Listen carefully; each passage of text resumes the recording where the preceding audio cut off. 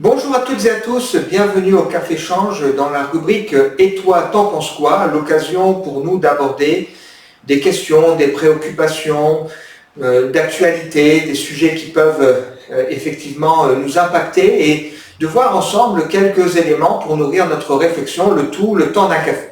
Alors il me semble que de plus en plus souvent on entend ce cri qui ressort à la fois de manière individuelle et collective que justice soit faite.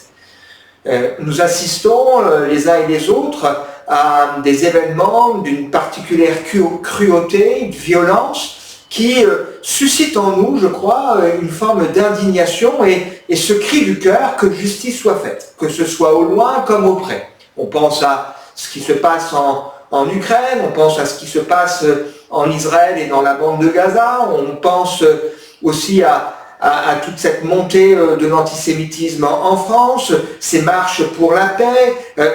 On pense aussi à ces personnages célèbres, celui-ci animateur de télévision accusé de violence sur plusieurs de ses compagnes. On pense à cet homme politique qui est accusé d'avoir mis de la drogue dans le verre de sa collègue. Enfin, il y a toutes sortes de sujets qui nous amènent à dire que justice soit faite. Alors ça m'amène personnellement, en réfléchissant à cette situation qui me touche, comme vous, plusieurs réflexions. D'abord, il me semble que ce besoin de justice est un besoin qu'on a au plus profond de notre cœur et qui se manifeste dès l'enfance. Aucun enfant n'aime vivre ou subir une injustice. Il peut parfois mal interpréter un événement et avoir le sentiment de vivre une injustice, mais une injustice est quelque chose qui est très difficile à vivre.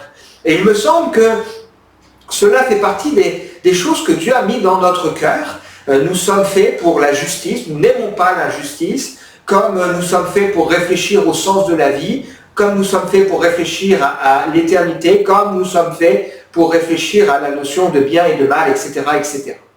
La deuxième réflexion que cela m'amène, c'est que la justice est un sujet complexe. Nous avons tous, je pense, été touchés par ce qui s'est passé le 7 octobre en Israël. Peut-être on a envie de crier que justice soit faite, puis ensuite on est aussi interpellé lorsqu'on voit des enfants souffrir dans la bande de Gaza. Et on se rend bien compte que la justice est vraiment un sujet complexe qui quelque part nous dépasse. On passe tellement facilement du statut de victime au statut de coupable. Et il faut le reconnaître les uns et les autres, nous sommes parfois victimes de la violence qui est faite à l'extérieur ou de l'indifférence, mais nous sommes aussi parfois coupables par notre indifférence, par notre propre souffrance sur ce que l'on fait rejaillir aux autres. Et tout ça m'amène à me dire que finalement, le seul qui peut réellement apporter et juger avec justice, c'est Dieu. Parce qu'il est celui qui connaît parfaitement tout ce que nous avons pu vivre, traverser, les circonstances atténuantes, et puis il peut pleinement juger à la fois les actes, mais aussi les motivations du cœur.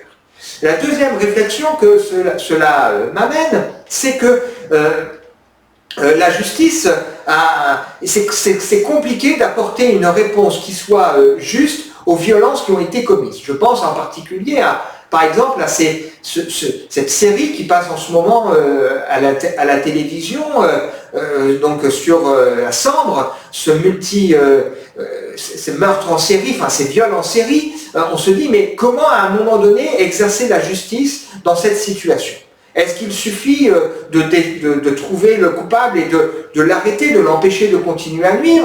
Est-ce qu'il suffit de le mettre en prison pour de nombreuses années, ou est-ce qu'il suffit dans certains pays d'exercer la peine de mort ? On se rend bien compte que c'est complexe. Et il me semble que ça nous place, et ça conforte mon espérance chrétienne, c'est que finalement, la justice ne peut s'exercer que si elle se regarde dans l'éternité. Parce que comment, en particulier, si on prend des atrocités qui ont été commises, par exemple, dans la situation Israël et bande de Gaza, des gens qui sont fiers de dire qu'ils ont tué plusieurs dizaines de personnes, qui ont éventré des femmes enceintes, qui leur ont montré le bébé qu'ils l'ont tué. Il y a des horreurs là où on se dit, il ne suffit pas de dire on arrête, il faudra sans doute l'éternité pour que la justice puisse pleinement être rendue. La troisième réalité que cela m'amène, c'est c'est aussi la notion que si on reconnaît le statut de victime ou si on reconnaît le statut de coupable, probablement que cela ne suffit pas à régler le problème. Il y a aussi un besoin réel de consolation.